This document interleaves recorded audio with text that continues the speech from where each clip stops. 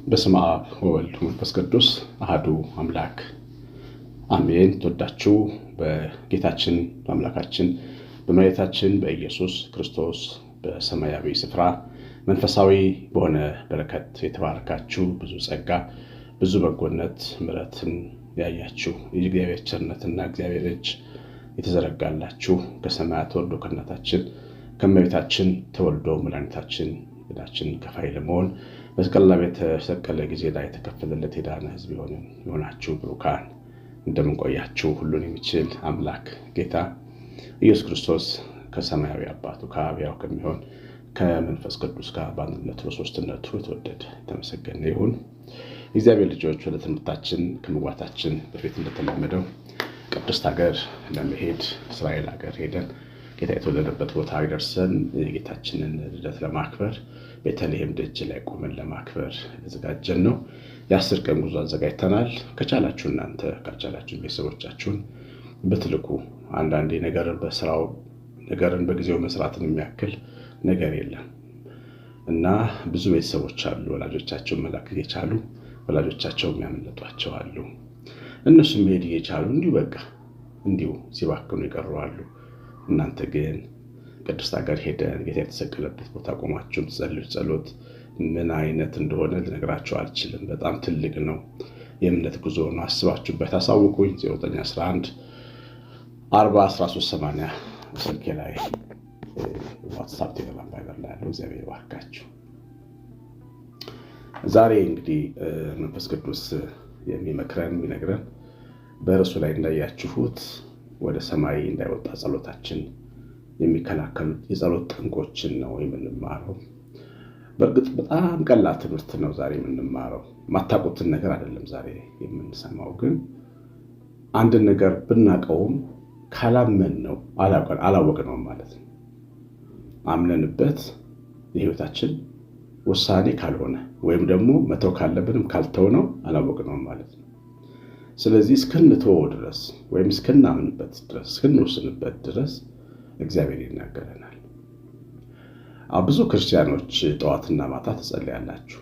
ሁላችንም እንጸልያለን። እግዚአብሔር መኖሪያችን ስለሆነ እንጸልያለን። ጸሎት እምነታችንን የምናሳይበት፣ እግዚአብሔርን የዘላለም መኖሪያዬን የምንልበት ነው። ትልልቅ ኑሮ የሚኖሩ ሰዎች፣ ትንንሽ ኑሮ የሚኖሩ ሰዎች እኩል ይጸልያሉ።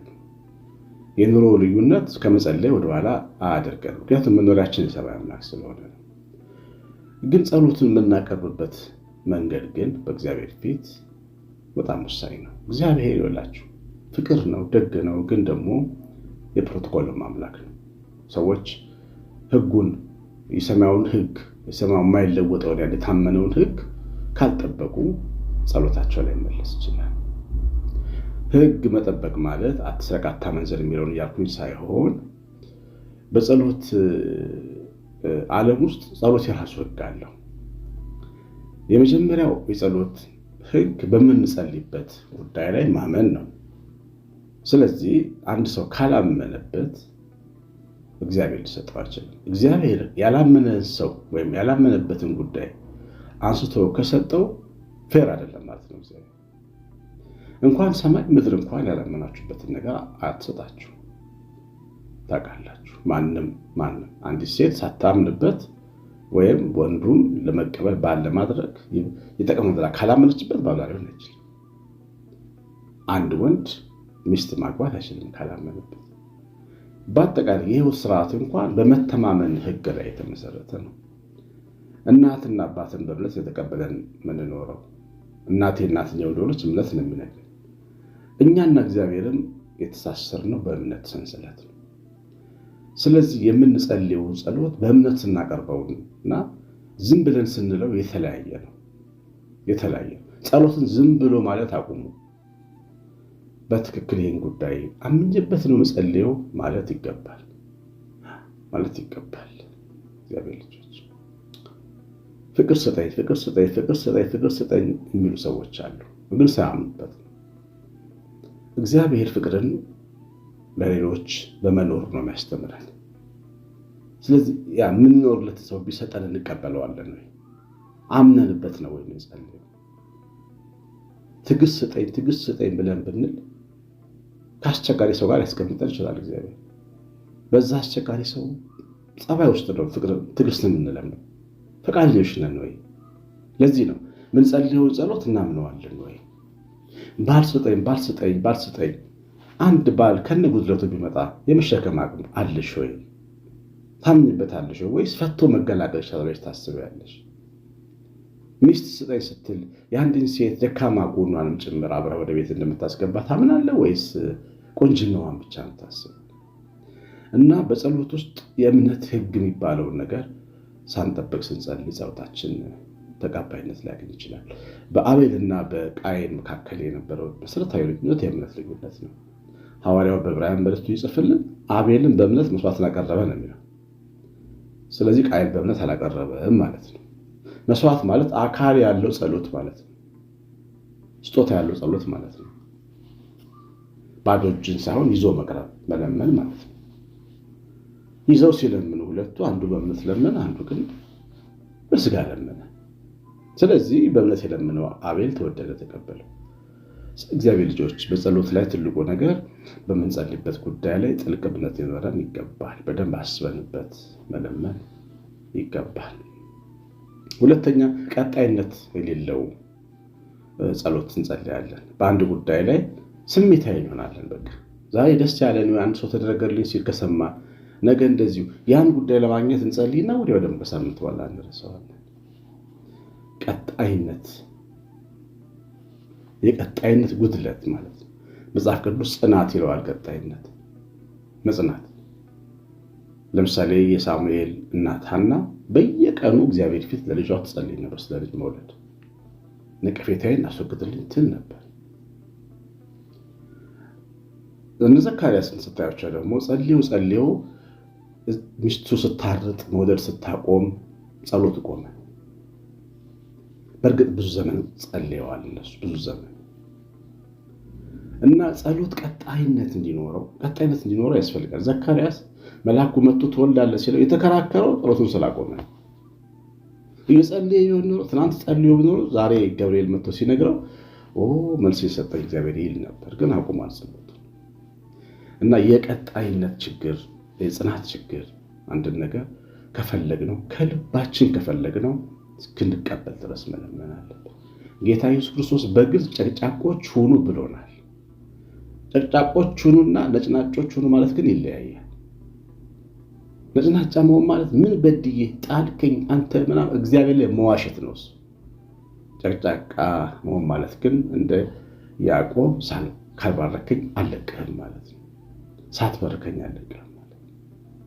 እና ጸሎት ላይ ትልቁ ነገር ቀጣይነት ነው።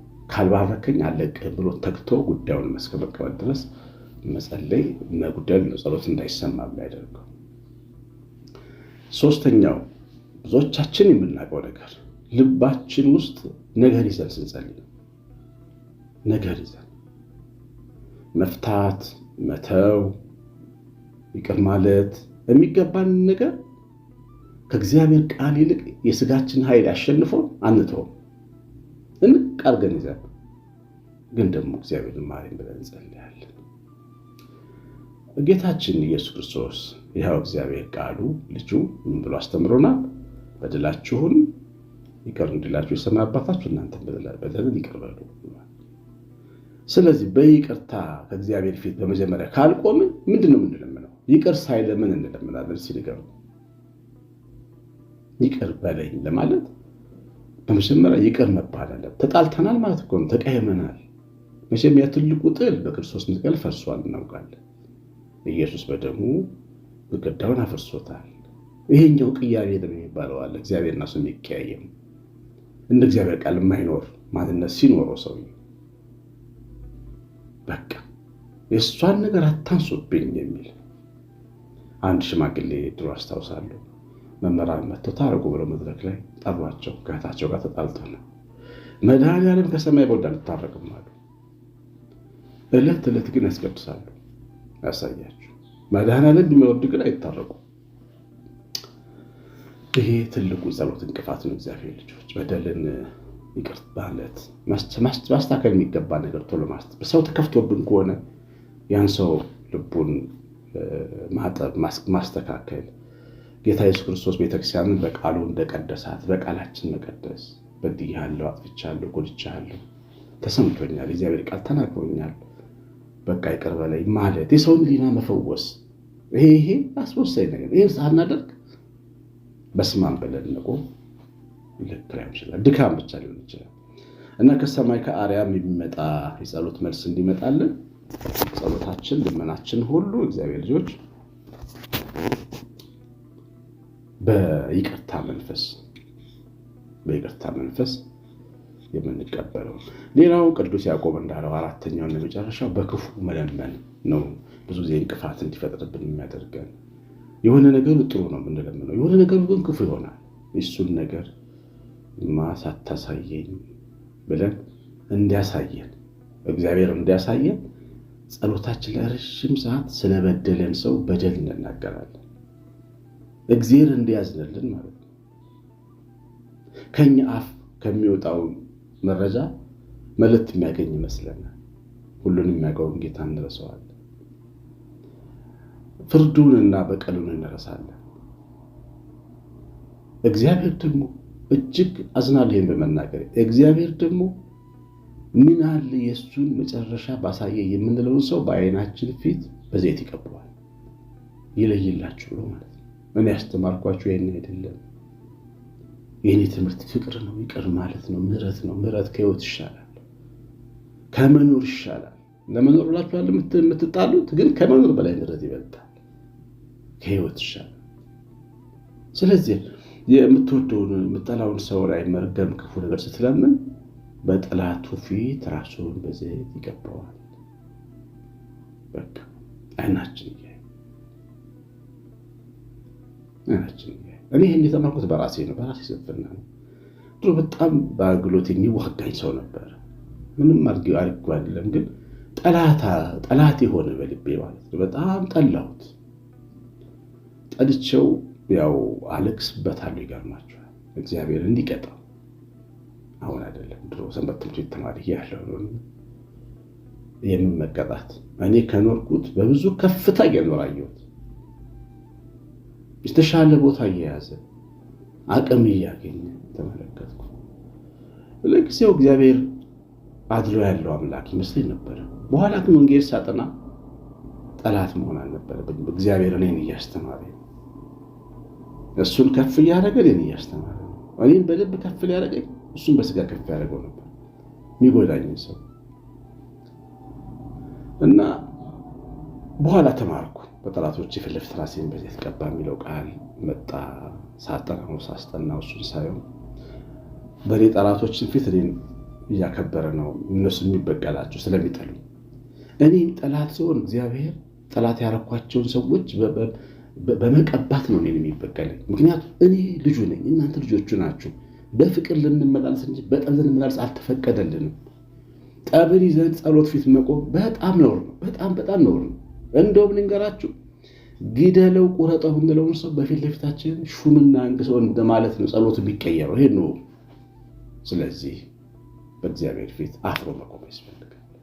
በቃል እግዚአብሔር ነው። የበደለ ሰው የራሱን ብድራት ያገኛል። ምንችል ከሆነ ይቅር ማለት ነው። በቃ ይቅር በሉ፣ በደላቸውን ይቅር በሉ ብሏል። ይቅር ማለት ነው።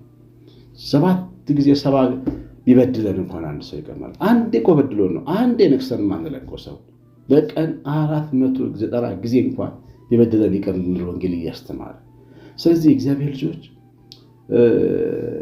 ክፉ መለመን በክፉ ስለምትለምኑ አትቀበሉም ይላል ያዕቆብ መልእክት። በክፉ ትለምናላችሁ ግን አትቀበሉም።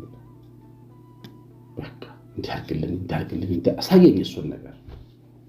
የእሱን ነገር ያሳየናል። ከዛ እግዚአብሔር ቅባት እየቀባ ማደግ ያለበስ ያችሁ ለእግዚአብሔር ልጆች እነዚህን 4 ነገሮች በደንብ አዳምጧቸው። ደጋግማችሁ ይህን ትምህርት አዳምጡት። ብዙ ነገር እንዲገባን። ቀላል ነገር ነው የሚመስለው ግን በጣም ትልቅ ዋጋ ያለው ነገር የሰማነው በልባችን አትማ ያስቀምጥልን። መድኃኔዓለም ኢየሱስ ክርስቶስ ፊቱን ያብራላችሁ። እናታችን ቤታችን ረድኤት በረከት የሚላት ጥበቃ አብሮን ይሁን። ኮሜንትና ላይክ አድርጋችሁ ስለምትሉ እግዚአብሔር ዘራችሁን ይባርክ። ቅድስት ሀገር መሄድ የምትፈልጉም ደውሉልን። እግዚአብሔር ከእናንተ ጋር ይሁን። ቄስ አሸናፊ ገብረማርያም ነኝ። ሰላም